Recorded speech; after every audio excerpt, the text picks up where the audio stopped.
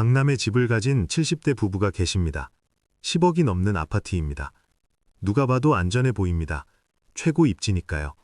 하지만 그분들은 매일 불안합니다. 매달 나가는 관리비가 100만 원입니다. 재산세가 1년에 1000만 원이 넘습니다. 연금으로 감당이 안 됩니다. 팔려고 내놓았습니다. 석 달째 안 팔립니다. 가격을 낮췄습니다. 여전히 관심이 없습니다. 돈은 묶여 있고 지출은 계속됩니다. 불안합니다. 다른 70대 부부가 있습니다. 지방 소도시에 사십니다. 집값은 2억 원입니다.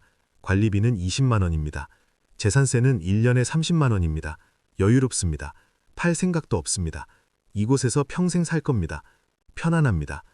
누가 더 안전할까요? 10억짜리 강남집일까요? 2억짜리 지방집일까요? 안전의 의미가 바뀌었습니다. 우리는 배웠습니다. 강남이 안전하다고, 비싼 집이 안전하다고, 서울이 안전하다고. 그래서 모두 강남을 원했습니다. 서울을 원했습니다. 비싼 집을 샀습니다. 안전할 거라 믿었습니다. 하지만 이제는 다릅니다. 안전의 기준이 바뀌었습니다. 첫 번째 새로운 안전은 유동성입니다. 60대 후반의 한 남성분이 계십니다. 10년 전 서울에 집을 샀습니다. 당시 7억 원이었습니다. 지금은 10억 원입니다. 3억 원 올랐습니다. 성공한 투자처럼 보입니다. 하지만 문제가 있습니다. 급하게 돈이 필요해졌습니다. 손주 병원비였습니다. 5천만 원이 필요했습니다. 하지만 통장에 없었습니다.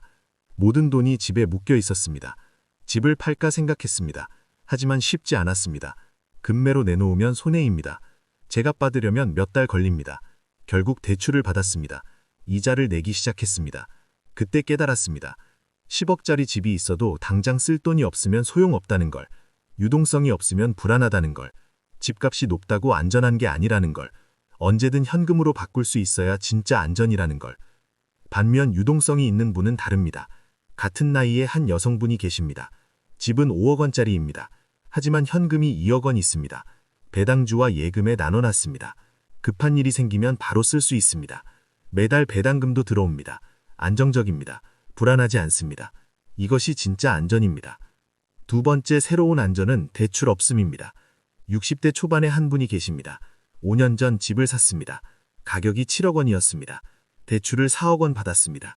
3억 원만 있으면 살 수 있었습니다. 좋은 방법이라고 생각했습니다. 하지만 지금 후회합니다. 매달 이자가 150만 원 나갑니다. 1년이면 1,800만 원입니다.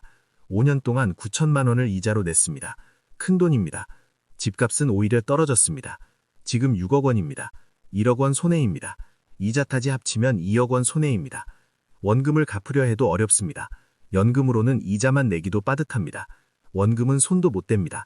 죽을 때까지 이자를 내야 할 것 같습니다. 집은 있지만 빚쟁이입니다. 불안합니다. 안전하지 않습니다. 반면 대출 없는 분은 다릅니다. 같은 나이에 한 남성분이 계십니다. 집은 4억 원짜리입니다. 하지만 대출이 없습니다. 매달 이자 걱정이 없습니다. 집이 완전히 자기 겁니다. 마음이 편합니다. 집값이 오르든 떨어지든 상관없습니다. 팔 생각이 없으니까요. 여기서 평생 살 겁니다. 이것이 진짜 안전입니다. 세 번째 새로운 안전은 낮은 유지비입니다. 70대 초반의 한 여성분이 계십니다. 10년 전 큰 아파트를 샀습니다. 50평입니다. 자랑스러웠습니다. 하지만 지금은 부담입니다. 관리비가 매달 90만 원 나옵니다. 재산세가 1년에 500만 원입니다. 수리비도 자주 듭니다. 1년에 2천만 원이 넘게 나갑니다. 연금의 대부분이 집 유지비로 나갑니다. 남는 게 없습니다. 불안합니다. 작은 집으로 옮기고 싶습니다. 하지만 쉽지 않습니다. 이사 비용이 듭니다. 세금도 냅니다. 귀찮습니다. 그냥 버팁니다. 하지만 매달 불안합니다. 연금이 언제까지 나올지 모릅니다. 관리비는 계속 오릅니다.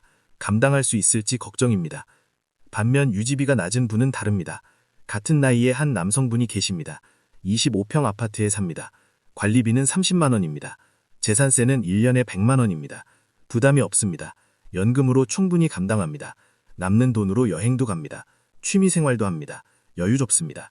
이것이 진짜 안전입니다. 네 번째 새로운 안전은 실거주입니다. 50대 후반의 한 분이 계십니다. 집이 세 채 있습니다. 한 채는 살고 두 채는 투자입니다. 전세를 줬습니다. 자산이 많아 보입니다. 안전해 보입니다. 하지만 불안합니다. 전세 사기가 걱정입니다. 세입자가 문제를 일으키면 어쩌나 걱정입니다. 전세 계약이 끝나면 나갈까봐 걱정입니다. 빈집으로 두면 손해니까요. 세금도 많이 냅니다. 다주택자 중과세를 받습니다. 규제도 심합니다. 대출도 안 됩니다. 스트레스입니다. 팔까 생각합니다. 하지만 아깝습니다. 오를 수도 있으니까요. 그래서 버팁니다. 하지만 편하지 않습니다. 항상 걱정입니다. 안전하지 않습니다. 반면 한 채만 가진 분은 다릅니다. 같은 나이에 한 여성분이 계십니다. 집은 한 채뿐입니다. 실제로 사는 집입니다. 걱정이 없습니다. 전세 걱정도 없습니다. 세입자 걱정도 없습니다. 규제도 덜 받습니다. 세금도 적습니다. 마음이 편합니다. 이것이 진짜 안전입니다. 5번째, 새로운 안전은 지역 선택입니다. 60대 중반의 한 분이 계십니다. 서울에 삽니다. 비싼 곳입니다. 자랑스러웠습니다. 하지만 지금은 불편합니다. 물가가 비쌉니다. 모든 게 비쌉니다. 밥 한 끼가 2만 원입니다. 택시가 3만 원입니다. 연금으로 감당이 힘듭니다. 친구들도 멀리 삽니다. 다들 서울을 떠났습니다. 외롭습니다. 병원은 가깝습니다. 하지만 사람이 많습니다. 대기 시간이 깁니다. 예약하기 어렵습니다. 불편합니다. 서울이라고 다 좋은 게 아니었습니다. 반면 지방에 사는 분은 다릅니다. 같은 나이에 한 남성분이 되십니다. 소도시에 삽니다. 물가가 쌉니다. 밥 한 끼가 10,000원입니다. 택시가 10,000원입니다. 여유롭습니다. 친구들도 가깝습니다. 다들 이 근처에 삽니다. 자주 만납니다. 외롭지 않습니다. 병원도 가깝습니다.